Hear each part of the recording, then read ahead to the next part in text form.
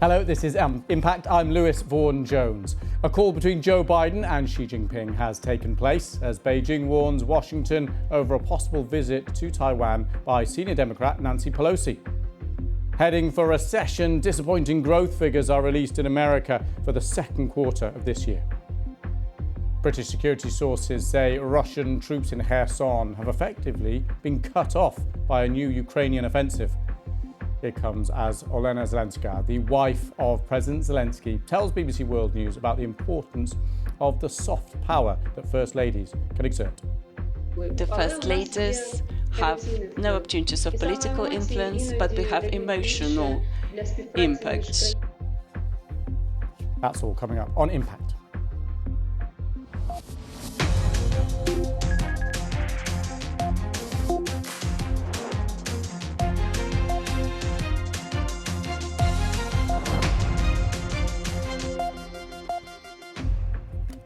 President Biden has been speaking to Chinese President Xi Jinping by phone as tensions mount between the two superpowers. It's the first time the two leaders have spoken in months. It comes as Beijing warns against a potential visit to Taiwan by the US House Speaker Nancy Pelosi. China, which claims sovereignty over the island, has already issued harsh warnings, even suggesting a possible military response. White House officials have said the long-planned call will have a broad agenda, though, including discussion of Russia's invasion of Ukraine, which China has yet to condemn. Well, I'm joined now by our China editor, Howard Zhang. Great to have you in to pick through this. So why is this all so sensitive in the first place? Let's start at the beginning. First of all, for a long time, Taiwan's always been the core issue between U.S. and China, between Beijing and Washington. And since 1979, when U.S. switched diplomatic recognition from Taiwan to mainland China, and there's been this long-held agreement, the U.S. will only maintain unofficial relations with Taiwan.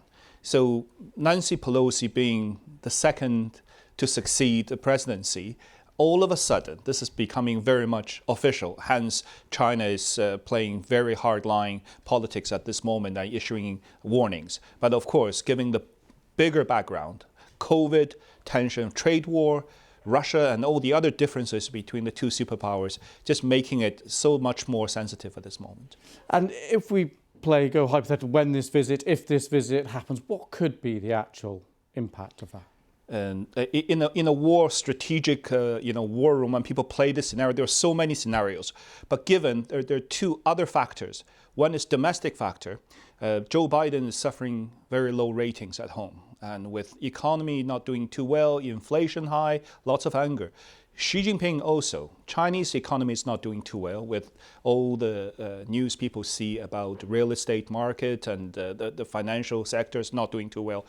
And he's also faced with the all-crucial 20th Party Congress, which most people expect him to be confirmed for a third term to continue to rule. So neither side and neither leaders can be seen as soft towards a foreign competitor, hence making things so much trickier. And so if China's already issued the warning and the US not backing down and going ahead, so things could happen in that sense. And what's your instinct here, given how long you've been watching relations between the two superpowers? You're saying that in the war rooms they've been gaming out different scenarios. Do we have any suggestion of how this actually does play out? Based on the past 2-3 incidences from 1954, 58, and 95, when Taiwan-related tensions rose to a point, and both sides would escalate the tension to a point, and then eventually there will be a mechanism for both sides to face safe and de-escalate. So it is high possibility, because it's not anybody's interest to actually go to a full-blown war. I don't think anybody is prepared for that. But that's the tricky part, is how to negotiate this path, not to lose face, but somehow to be seen as standing your ground and finding a solution. I hope that's what they're talking about at this moment. I think lots of people will be hoping exactly the same. And just before I let you go, on the phone call itself, obviously what happens in the schedule is obviously we wait for the readout. Both sides give their interpretation of what the call was about and what was discussed and how it went. What's your, we obviously don't have that yet. What's your instinct about what the kind of conversation topics will be, what the tone of the phone call will be? Both sides will be standing firm, especially at the outset, of what their principal positions are. And these are my red lines, and you cannot do this. But you know, if based on, again, past experience, there must be ways diplomatically and certain face-saving ways for people to step down. And hopefully that those are all within, or horse trading, and you give me a little bit of this, I give you a little of that. We will wait for those readouts as we mentioned. Howard Zhang, thank you very much for coming in and talking us through that. Thank you. Next, Kyiv says Moscow is moving troops to the south of the country where a counter-offensive is underway by Ukrainian forces who are trying to retake the city of Kherson from Russia. Kherson was the first city to fall to Russia in the war. Now UK defence officials say it's virtually cut off from other territories held by the Russians. Paul Adams has more from Kyiv. The aftermath of a ferocious Ukrainian barrage late on Tuesday on a key bridge in Russian-controlled territory. The damage is clear to see. For Moscow, this is a setback. Kherson is vulnerable, separated from the rest of Russian-controlled southern Ukraine by the wide Dnipro River. Russia needs a number of key bridges to keep its forces supplied. That's why Ukraine has been hitting them. Kherson was one of the first cities captured by the Russians at the beginning of March. It fell without a fight, a significant prize for Moscow. A shocked population protested, but there was very little they could do. And this is why Kyiv thinks it has a chance. The high-mobility artillery rocket system, known simply as HIMARS, supplied by America in an effort to turn the tide of the war, used to hit distant targets, including bridges, with great accuracy. What we're seeing from the Ukrainians, they have to fight differently from the Russians. They can't just use a hammer to destroy population centers. These are Ukrainian cities, so they need to be very careful about how they go about it. And the strikes on the Antonivsky Bridge is exactly that. It'll be a model for what they might then have to replicate in the east further down the line. Russia is said to be sending reinforcements to Kherson. To lose such an important city would be the most significant defeat for Moscow since it withdrew its forces from around this city, Kyiv, back in April. But if it is going to happen at all, it isn't going to be quick. And in the eastern Donbass, Russia's grinding bombardment goes on. Not as intense as before, but tell that to the people of Bakhmut. Here, a lucky escape, but the city is being hit hard. If the course of this war is changing, it's changing slowly. Paul Adams, BBC News, Kyiv. And just to mark your card, we do have an exclusive interview with the Ukrainian First Lady, Olena Zelenska, in the next few minutes, so do stay with us for that. Now, though, the US economy has shrunk for the second quarter in a row, fueling fears of a recession. It's a milestone that would be considered a recession in many other countries. Meanwhile, prices for groceries, petrol, other basics, well, they're rising at their fastest rate since 1981. Well, let's see what all this means. We can speak to Nomya Iqbal in Washington. Hi, Nomya. So we're going to talk a little bit about definitions of recessions and things here. The bottom line is this is not the economic results that the US would have wanted for the first half of the year. It's not. But as you say, technically this would be considered a recession in other countries, but economists here in the US don't define it in that way. They say that you need a broader set of indicators to call it a recession. So you need, measures of income, spending, job growth, that sort of thing. And President Biden certainly doesn't see it as that. And of course, he doesn't want to see it as a recession, though technically it isn't. He earlier this week said to reporters that we're not going into a recession. He made the point of saying that, it's been extraordinary circumstances due to the pandemic recovery. He also points to the fact that the country isn't experiencing a faltering economy in the way that you would expect if there was a recession. So he points to the fact that unemployment rate has been at a low of 3.6% since March. There's been an increase in addition to job additions. So there's been about nearly 400,000 jobs being added every month in the second quarter. Also gasoline prices, which is a huge vulnerable thing for Joe Biden. They've been falling now for 6 weeks. So he says, well, these are all signs that the economy is doing well. It's expanding, but slowly. He's released a statement making that point. He's going to make another statement in a couple of hours as well. But for his opponents, the Republican Party, they say, well, actually, you can't rebrand it. And by rebranding, it doesn't reduce American people's suffering. As you pointed out, the cost of living has gone up for everything, for basics, groceries, petrol, everything. It's been rising at a fastest pace since 1981. Yeah, and that's the conundrum here, isn't it? Because we have inflation increasing, the costs of everything that you buy there in the US going up, and the traditional way to bring that under control is to dampen down demand, which then shrinks the economy, which then increases the likelihood you go into recession. It's a very difficult square to circle or circle to square, whichever way, and a challenge for Joe Biden, especially with those elections coming up. Yeah, and a recent poll suggested that 65% of Americans think that there is a recession. So even though officially there isn't one, it doesn't stop people from feeling like things are bad, especially, Americans, of course, there's lots of issues they care about, but the number one issue is the cost of life, what's happening in their bank accounts. And so, as you said there, if you feel like a recession is happening, or if you feel like things are bad, you stop spending, or companies stop hiring. And so the concern or the political danger for Biden is that even though officially there isn't a recession right now, what if there is further down the road? And especially the closer we get to the midterm elections, you know that this is political fuel for the Republican Party. This is the number one issue that they are campaigning on. They even call it Biden inflation as well. They're really tying it to him because that's what you can do as the opponent. You can say everything bad that's happening in the country right now is due to the president. And of course, his name is not on the ballot for the midterm elections, but his Democratic Party is. They will want to hold on to Congress. Nomia, fascinating. Everything economic is political, and everything political is economic at the end of the day. Nomia Iqbal there, thank you. Right, do stay with us here on Impact. Still to come, we have an exclusive interview with the Ukrainian First Lady, Olena Zelenska.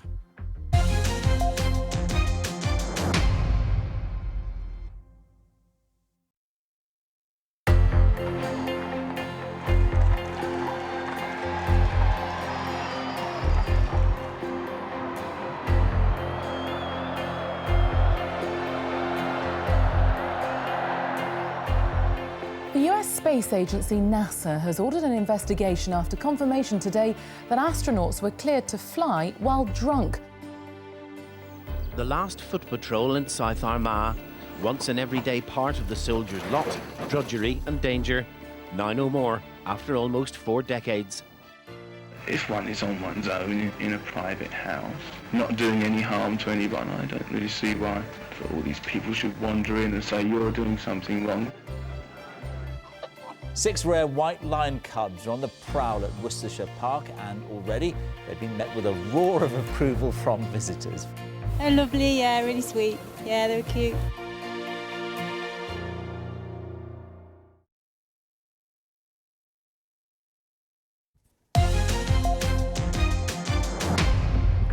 Welcome back to Impact on BBC World News. Now, a little earlier during our Ukraine coverage, I did promise that we do have an exclusive interview with the Ukrainian First Lady, Olena Zelenska. Let's take a listen to that right now. To be honest, I felt the power of the community from the very first days of the full-blown invasion of the 24th of February, because each of them provided not just the words of support, but actions. Together, we helped taking the children with cancer abroad.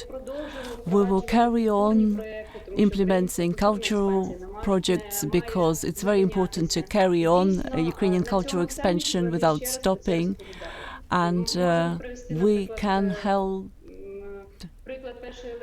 give an example of the First Lady of Latvia that takes care of newborn babies of Ukrainian mums that were now at the Latvian territory.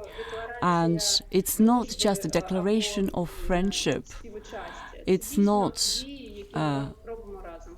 it's the actions that we are doing together. Do you think there is something unique, though, about the way that women help other women? We call this the diplomacy of soft power.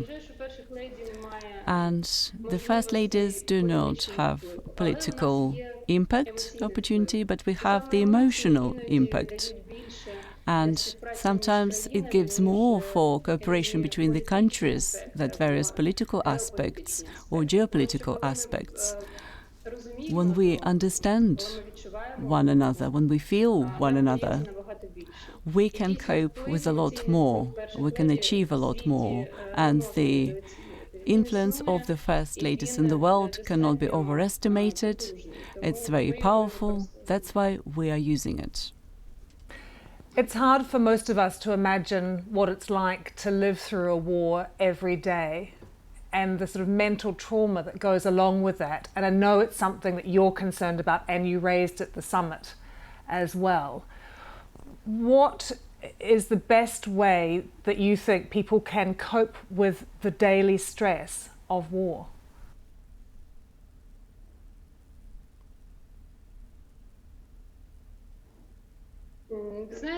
You know, the whole of Ukraine is currently living in stress. For example, this night and this morning there was a massive rocket attack on our territory. The rockets were falling in the Kiev region, at the east and the north of the country. We constantly feel it. Every Ukrainian is living under constant tension starting from the 24th of February. That tension doesn't subside. That's why we have to learn. Each of us has to learn to live with that feeling, to be strong. But that's a long-distance work. Unfortunately, we don't need just advice, we need active expert help. That's why we're approaching the World Health Organization for their expertise, and they're already helping us with psychological interventions. We can use the practices, the tools which are already developed and used in the world in order to help Ukrainians. The calculations of the Ministry of Healthcare, 15 million Ukrainians would need psychological and psychiatric help after the end of the war. We are talking about PTSD. If previously that was used as something where we talk about soldiers, about the military, but currently the situation in Ukraine is that 70% of the Russian arms are used against the civilian populations, against the children, women, older people, and in our case, PTSD is a factor. And the program of psychological health on a national level is being developed, which will help us to overcome the possible consequences of the war. We're already working on this. As I said, many countries are helping us, including Israel and the United States and the World Health Organization, and we are finding the best practices in order to implement them in Ukraine. We have to build such a system so that every Ukrainian will be able to receive qualified first aid with regard to their mental health. But ordinary life goes on, and I've heard it described, it's not a work-life balance, it's a war-life balance in Ukraine right now. How do you manage that yourself? You know, indeed, if we look at the streets of Kiev, sometimes there is an illusion that all is well, all is normal. The shops are working, people are promenading with children, sitting in cafeteria, drinking coffee, and to some of the people, this seems wrong. We understand that the war is going on and our soldiers are dying at the front line every day. But on the other hand, the country has to survive. The country has to preserve some normality. And even our soldiers are saying to their friends, to those who are waiting for them at home, go to a cafe, go see a film, go for a walk with the kids, enjoy the peace that you can have now, because we are dying here at the war to return that peace to you, to preserve this faith in life. And that balance is very delicate. And if someone visits Kiev now and would say that that is a completely peaceful, normal city, that unfortunately would be an illusion, as I said, because the morning and night attacks do not let us forget us. But the economy has to work, and we're very grateful to all the entrepreneurs, all the enterprises that are working, making it possible. And the country has to work. It shouldn't stop, because that's needed for development. There is no life without development. We have to develop, and no one will stop us from doing that. Mrs. Zelenska, you are very different from your husband, though. You are known to like your privacy and to actually be quite a quiet person too. And yet here you are talking to me, talking to other media organisations as well. And some even say that you're an icon now. Does all of this make you feel a bit uncomfortable, or do you feel like it's necessary for you to give publicity to what is happening in your country? Well, when I hear compliments, I start feeling the need to speak to the public. I'm very grateful. And indeed, such an interview as we're having now, for me, it's pleasant, but it's important for me. In peaceful time, I'm not used to such excessive attention. But now, in Ukraine, everyone is fighting at their own front. And I am prepared to be more public in order to reach out to more people and to tell them the information, tell them the truth about Ukraine. So here there couldn't be any sentiments. That is work, and I have to do that. One of the most high-profile things you've done is the cover shoot for Vogue. Many people love it, but there are some people who see it as glamorizing the war. How do you respond to that criticism? You know, I will repeat myself again that I'm using every opportunity to speak about Ukraine. That was a massive opportunity because millions of people read Vogue, tens of millions of people in the world. It's a very popular publication, and to be able to speak to them direct, that was my duty. And that was an interesting experience. It was a very short period of time, literally a few hours during the interview. That was very important for me. And there will be always someone criticizing. There always would be some issues. I believe that it's better to do something and to be criticized than to do nothing. Mrs. Zelenska, I have one final question for you. Do you allow yourself to look into the future, to imagine a time after the war, or do you simply just have to look at every day and getting through every day? It would be correct to say that the most important thing now is to hold on, to withstand it. But with regard to future planning, this is what we are fighting for. I do not plan any personal future at all at the moment, but I plan my future actions for the Ukrainian people.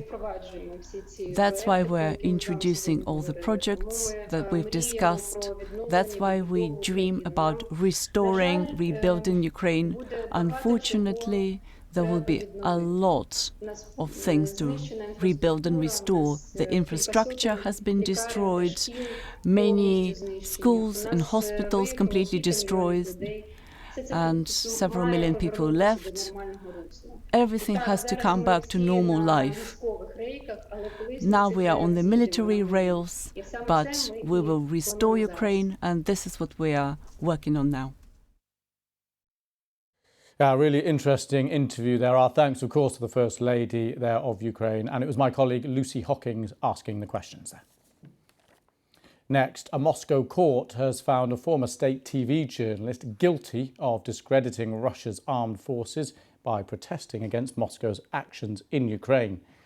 Marina Ovsyannikova gained global fame when she appeared behind the anchor on the main TV news, holding an anti-war banner. Before the verdict, she defiantly said she would not retract her words. She told the court, "What's going on here is absurd. War is horror, blood and shame." Right, just before I go, let me show you these pictures from the US state of Virginia. It's the annual wild pony swim on Chincoteague Island. Herd of ponies swims across the channel there, as you can just about see. Right, that's it from me. This is BBC News. Bye-bye.